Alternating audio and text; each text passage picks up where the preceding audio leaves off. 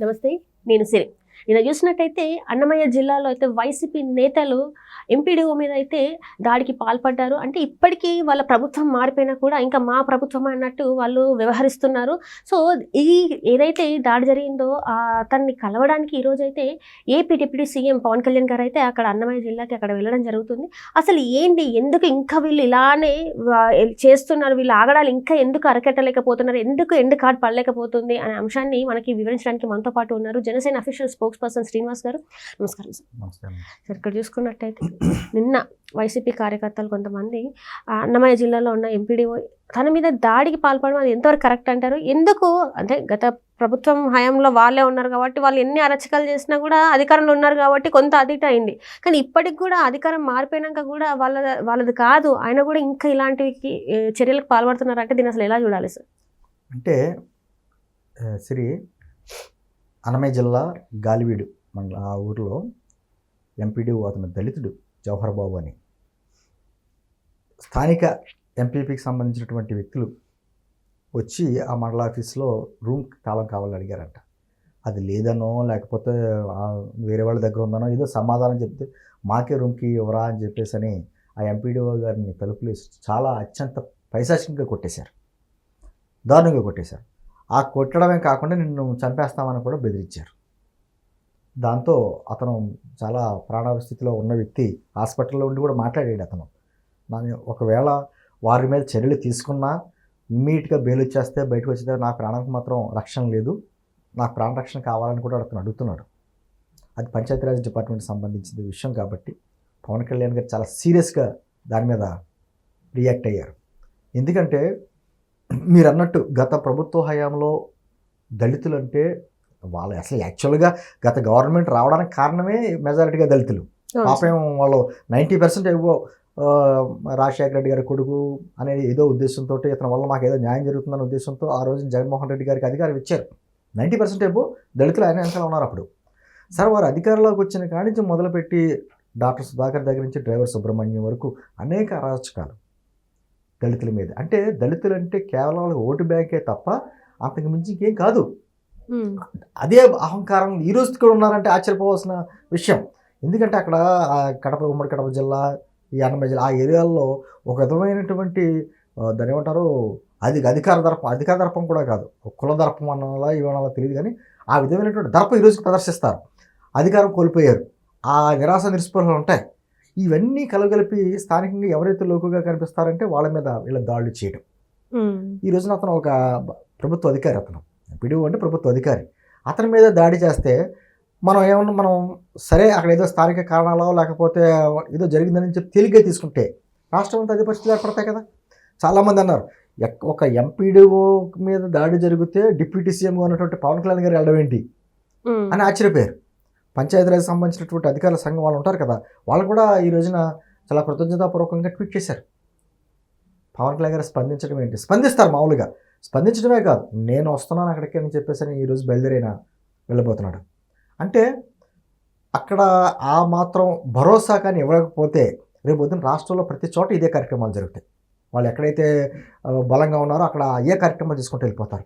వాళ్ళకి ఒక ధైర్యం ఇవ్వాలి, భరోసా ఇవ్వాలి. ఎవరైతే అధికారులు కావచ్చు, ఎవరైనా కావచ్చు, కూటమి ప్రభుత్వం మీకు అండగా ఉంటుంది అనేటువంటి ఒక భరోసా ఇవ్వాల్సిన బాధ్యత ప్రభుత్వం ఉంది. కాబట్టి ఈ రోజున పవన్ కళ్యాణ్ గారే స్వయంగా అక్కడికి వెళ్ళవలసిన పరిస్థితి ఏర్పడింది. దాంతో ఏమన్నా ఆల్రెడీ నాకు తెలిసి పోలీసులు వాళ్ళని అరెస్ట్ చేశారు, స్టేషన్కి తీసుకెళ్లారు. ఇప్పుడు పవన్ కళ్యాణ్ గారు వెళ్ళి ఆ జవహర్ బాబు గారిని పరామర్శించడం, అదేవిధంగా ఆ ఎంపీడీ ఆఫీస్కి వెళ్ళి అక్కడ ఏం జరిగిందో తెలుసుకోవడం, అది ఎటువంటి పరిస్థితులు ఉన్నాయో అనేది ఒక కూలంకషంగా మాట్లాడడం అనేది ఈరోజు జరుగుతుంది. మీరు మనకు ఉదాహరణ ఆ ఎమ్మెల్సీ డ్రైవర్ సుబ్రహ్మణ్యాన్ని మర్డర్ చేసేసి పార్సల్ తీసుకొచ్చి ఇంటి దగ్గర పడేసిన వ్యక్తిని కూడా అరెస్ట్ చేసి లోపలికి బయటకు వచ్చిన తర్వాత అతన్ని ఏదో స్వాతంత్ర సమరయోధుల్లాగా పక్కన పెట్టుకొని ఆహ్వానించారు. పెద్ద వాళ్ళకి అన్ని అవకాశాలు అప్పుడు ఇచ్చి పక్కన కూడా పెట్టుకున్నాడు ముఖ్యమంత్రి. అంటే ఏ విధమైన సంకేతం ఏంటంటే దళితులు ఏదో రకంగా మన పథకాలు ఇస్తున్నాం కాబట్టి ఖచ్చితంగా మళ్ళీ మనకి అధికారం ఇస్తారు అనేటువంటి ఒక విధమైన నిర్లక్ష్య ధోరణితోటి. ఏమడిగాడండి డాక్టర్ సుబ్రహ్మణ్యం గారు, మాస్కులు లేవనే కదా అని అడిగింది. డాక్టర్ సుధాకర్ గారు మాస్కులు లేవని అడిగినందుకు అతన్ని పిచ్చోడిని చేసి రోడ్డు మీద పెట్టి మొత్తానికి అతను చనిపోయేదాకా వేటాడారు. రాజమండ్రిలో అంతే, ఇసుక అక్రమ రవాణా జరుగుతుందని అక్కడ చెప్పేసి జర్నలిస్ట్ తీసుకున్న అతనే అక్కడికి జర్నలిస్ట్ కాదమ్మా, అతను ఒక దళిత కుర్రోడు. ఆ కుర్రోడిని పోలీస్ స్టేషన్ తీసుకెళ్లి గుండు కొట్టేశారు, శిరోమణి చేశారు. అంటే ఇది ఒకటి రెండని కాదు, అనేక కోకొలలు కేవలం దళితుల మీద కక్ష కట్టినట్టు చేశారు. అదేవిధంగా వాళ్ళ అధికారంలోకి వచ్చిన తర్వాత మీరు చూసారో లేదో, మంచి మంచి పెద్ద పెద్ద పదవులు అందరూ వాళ్ళ సామాజిక వర్గానికి ఇచ్చుకున్నారు. దళితులను కేవలం చిన్న చిన్న పదవులతో సరిపెట్టేశారు. మీరు వాళ్ళ నియోజకవర్గ ఇన్ఛార్జీలు కావచ్చు, లేకపోతే సమన్వయకర్తలు కావచ్చు, జిల్లాల సమన్వయకర్తలు కావచ్చు, అందరూ వారి సామాజిక వర్గమే ఉంటారు. పైగా ఏమంటాడు, నా ఎస్సీ నా బీసీ అంటాడు. ఏం మాటలు ఏమి జరిగేది? ఈరోజు నిన్న ఎంపీడీఓ మీద జరిగింది సరిగా, ఇమీడియట్గా రెస్పాండ్ అవ్వాలి కదా జగన్మోహన్ రెడ్డి గారు, అది తప్పని ఖండించాలిగా. దానికి కూడా ఏదో స్టోరీ రాస్తారు వీళ్ళు. అంటే ఎంపీడీఓతో తప్పని రాసినా ఆశ్చర్యపోకలతో, ఆ విధంగా మాట్లాడినా ఆశ్చర్యపోకలతో. ఎందుకు ఇంకా వాళ్ళు ఇంత ధైర్యంగా ప్రభుత్వ అధికారుల మీద ఇట్లా అఘాయిత్యాలకు పాల్పడుతున్నారు? అది ధైర్యం అని ఉంటారు, అది ఎక్కిపోయి ఉన్నారు. ఏం చేయలేకపోతుందో అన్నట్టుగా ఒక నిర్లక్ష్యం అనుకుంటున్నారో ఏమనుకుంటున్నారో తెలియదు. కానీ ఇంకానో అంటే మనం ఒక చట్టబద్ధంగా వెళ్తున్నాం, రాజ్యాంగబద్ధంగా వెళ్తున్నాం. ఏదైనా కేసులు పెట్టాలన్నా వాళ్ళకి నోటీసులు ఇవ్వడం అని కార్యక్రమం చేస్తున్నాం. గతంలో లాగా అర్ధరాత్రి అరెస్టులు లేకపోతే తెల్లవారుజాము అరెస్టులు చేయడం ఇటువంటి చేయట్లా. దాంతో వాళ్ళు పాపం మెతక ప్రభుత్వం అనుకుంటున్నారు. పవన్ కళ్యాణ్ గారు ఆల్రెడీ చెప్పడం జరిగింది, మేము మంచి ప్రభుత్వమే కానీ ఇది మెతక ప్రభుత్వం కాదు, ఖచ్చితంగా చర్యలు ఉంటాయని చెప్పేసి. ఈరోజు సీరియస్ వార్నింగ్ ఉంటుంది అక్కడ. ఎదురు ఒక సిగ్నల్ మాట, ఎవరైనా సరే ఇటువంటి కార్యక్రమాలు జరిగితే మాత్రం కఠిన శిక్షలు ఉంటాయి అనే దానికి సిగ్నల్ ఇవ్వాలి. సో ఒక సందేశం అందరికీ రాష్ట్రంలో ఉన్నటువంటి అధికారులందరికీ పంపించాలి, భరోసాగా ఉండాలి. ఒక పక్కన ప్రభుత్వం చేసే పనులకి మీరు సహకరించండి అని చెప్పేసి అధికారులను ఎలా వేడుకుంటున్నారో, అదే సందర్భంలో వారికి కూడా మన భరోసా ఇవ్వకపోతే ఎలా? వాళ్ళు ఏమంటారు, ఇప్పుడు ఏదైనా కార్యక్రమం చేస్తే మళ్ళీ వాళ్ళతో మళ్ళీ ఇబ్బందులు గురవ్వాల్సి వస్తుంది, మమ్మల్ని ప్రాణభయం ఉందని చెప్పేసి అంటే రేపు ఎవరు ధైర్యంగా చేయగలరు? ఏ కార్యక్రమం అన్నా పైనటువంటి ప్రభుత్వం ఒక ఆదేశాలు ఇస్తుంది, ఈ కార్యక్రమం చేయండి అని. చేయాలంటే అధికారులకి ధైర్యం ఉండాలి కదా, వాళ్ళకి భరోసా మనం ఇవ్వాలి కదా.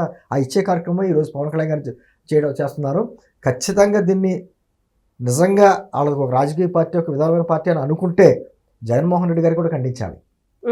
లేదు ఇటువంటి మాకు ఇష్టం, ఇటువంటి కార్యక్రమాలు చేసే వాళ్ళని మేము ప్రోత్సహించాం, ఇటువంటి దాడులు చేసిన వాళ్ళని లేకపోతే అటువంటి బూతులు మాట్లాడే వాళ్ళని ఇదే మా సంస్కృతి మా విధానం అని అనుకుంటే మాత్రం ఆయన సపోర్ట్ చేస్తాడు, దాడి చేసిన వాళ్ళకే సపోర్ట్ చేస్తాడు.